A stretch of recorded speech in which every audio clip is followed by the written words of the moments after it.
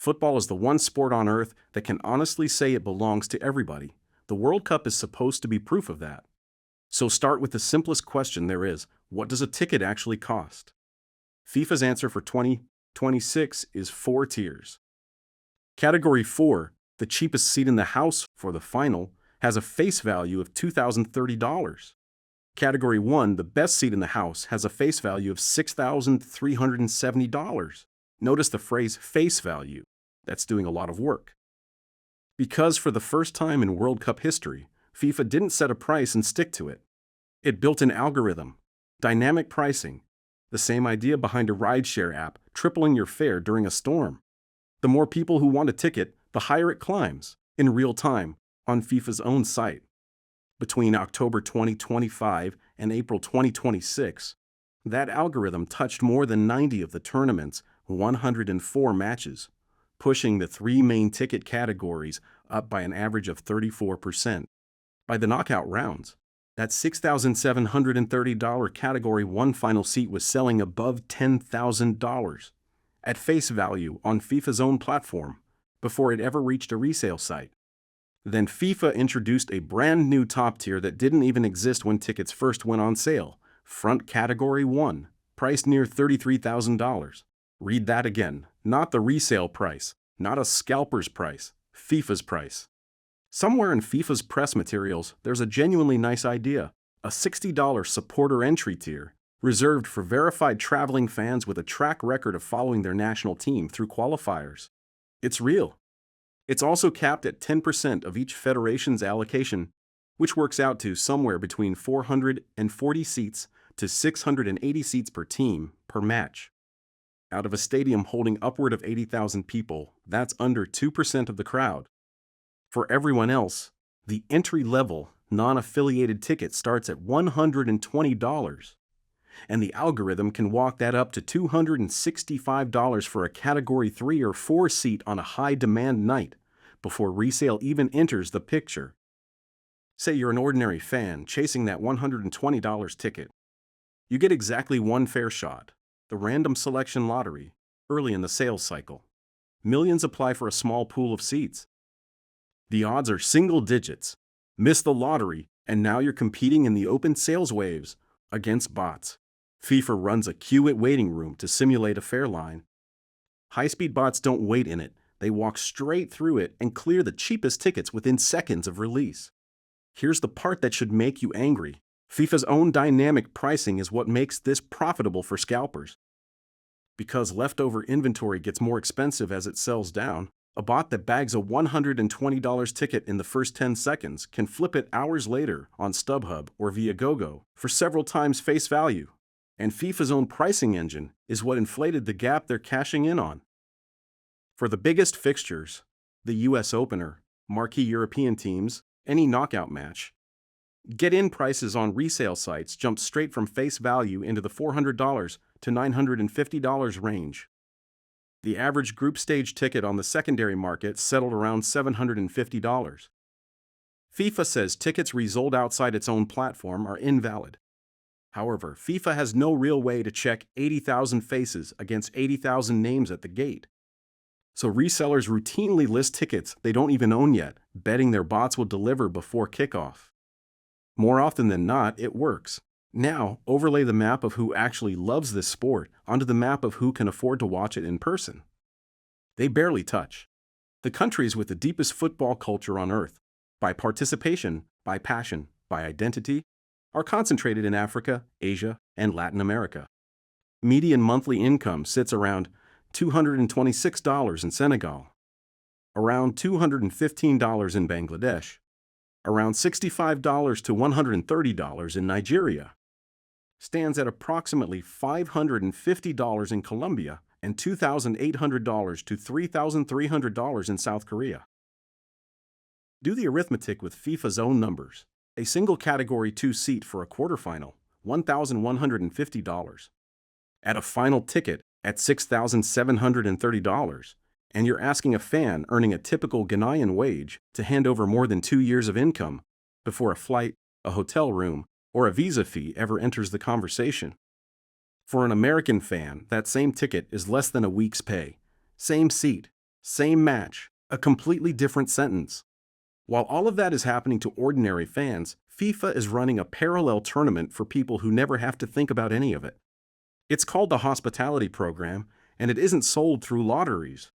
It's run as a corporate sales operation by FIFA's official partner, On Location. Two products: shared lounges, ticket included, plus upscale food, an open bar, and sideline seating under names like the Pitchside Lounge or Club FIFA. Private suites, the whole box, wire transfer required, built for corporations and the ultra-wealthy.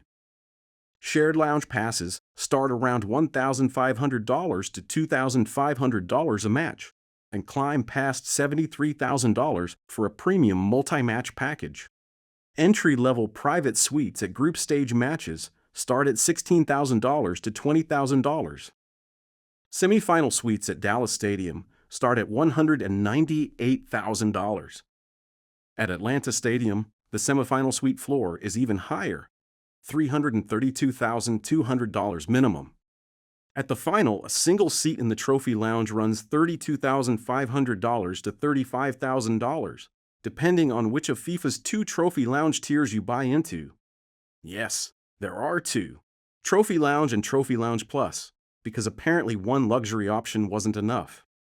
A full multi-guest suite for the final runs well past $100,000 up to $250,000 and beyond. What does that money actually buy? Private security, dedicated parking, entry that skips the public queue entirely. Soundproofed private suites, a personal concierge. It's built for corporate entertaining, not for fans. And to make room for it, MetLife Stadium was physically modified, including new pitchside suites and a switch to natural grass. This is where it stops being merely unfair and starts being a legal problem. Thousands of fans paid Category 1 prices early, expecting Category 1 seats. Then, quietly, with no formal announcement, FIFA carved a brand new front category out of the best rows inside each existing category. Fans who'd already paid full price for Category 1 found themselves pushed to the back of their own tier, or, according to state investigators, reassigned into Category 2 entirely. Behind the goal. Full price paid for a seat they never agreed to. CNN found a fan who paid $515 expecting a premium seat and got exactly that story. Bumped to a lower tier. No warning. No clear seating chart to point back to. On May 27, 2026, New York Attorney General Letitia James and New Jersey Attorney General Jennifer Davenport issued a joint subpoena to FIFA, backed by the NYC Department of Consumer and Worker Protection. One subpoena, two complaints: the category reshuffle and the pricing algorithm that had already pushed costs up 34%. Days earlier, California Attorney General Rob Bonta had sent FIFA an information request of his own.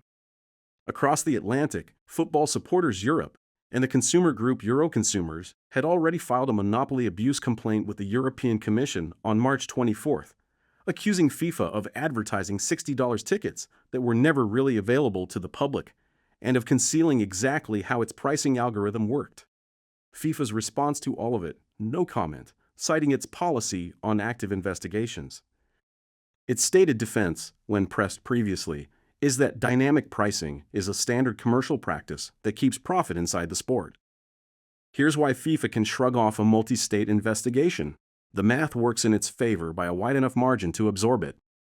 Ticket and hospitality sales are on pace for roughly $3 billion, about 27% of FIFA's total revenue target for this cycle. That's not a footnote line item. Ticketing has historically been a minor slice of World Cup revenue, typically 10 to 15%. This time, it's overtaken marketing and sponsorship to become FIFA's second biggest income stream, trailing only broadcast rights. The dynamic pricing algorithm is a big reason why, by capturing on its own platform the markup that used to disappear into scalpers' pockets, FIFA effectively became the scalper and kept the margin for itself. Leaked details from the Attorney General's subpoenas reportedly show how thin the advertised price story really is. Only about a quarter of the public seat inventory for the final sold at initial base prices, cleared out in the earliest lottery rounds. Roughly 3/4 of public tickets were funneled straight into the dynamic pricing waves, letting the algorithm push costs up as scarcity and panic built. On top of the public tiers, Close to 12% of total stadium capacity was withheld entirely, reserved for front category seats and hospitality suites before the public ever got a shot. Whatever a settlement or fine eventually costs FIFA, it's competing against a revenue base built to comfortably absorb it. Prices held for weeks. Then the knockout rounds broke the model. On July 6, 2026, Belgium beat the United States 4-1 in Seattle, eliminating the last remaining host nation. The same day, in Arlington, Texas, Spain beat Portugal 1-0, a 91st-minute winner from substitute Mikel Merino closing out Cristiano Ronaldo's final World Cup. 2 results, one afternoon, and the 2 biggest storylines propping up American ticket demand were gone. Speculators who'd stockpiled knockout tickets, betting on a deep U.S. run or one more Ronaldo run, panicked and started dumping inventory. Resale values fell sharply as the market realized the story it had paid a premium for wasn't going to happen. Dynamic pricing works in both directions. It's just far more willing to go up than down. Suppose you clear all of it, the price, the algorithm, the bots. There's a second gate, and for a lot of the world's most passionate fans, it's the harder one, the visa. Canadian immigration data covering World Cup travel applications from November 2025 to March 2026 shows African applicants facing rejection rates from 59% up to 96%. The Democratic Republic of Congo, 96.1% denied, 370 out of 385 applications. Kenya, 91.1% denied.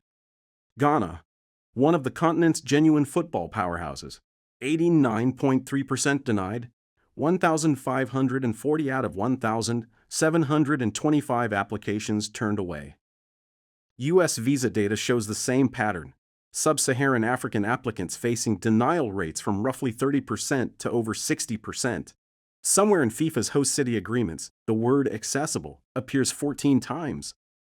A binding price ceiling for fan tickets appears 0 times. The games go on regardless. Early matches showed visible patches of empty seats. FIFA's explanation was that ticketed fans were simply out walking the concourse. Whatever the cause, the official numbers still look extraordinary on paper. Through the first 36 matches, stadiums registered occupancy between 99.54% and 99.7%, more than 2.3 million people through the turnstiles. Full stadiums. But look at who's missing from them. Not because they didn't want to be there, because they didn't clear the visa office, couldn't front the money, or got outbid by an algorithm before they finished reading the ticket page. The real crowd for this tournament isn't entirely inside the stadium. It's in bars in Dakar, living rooms in Accra, market stalls in Lagos, watching the same match with the same passion and none of the same access. Same stadium, same match. Same 90 minutes. One fan paid $15,000 for a suite. The other fought through scalpers and paid hundreds over retail just to get in the building, if they could get in at all. 2 completely different experiences of the exact same football. The game still belongs to everyone. It's the tournament that doesn't. The football on the pitch is exactly as beautiful as it's always been. It's the price of watching it in person that's telling a different story.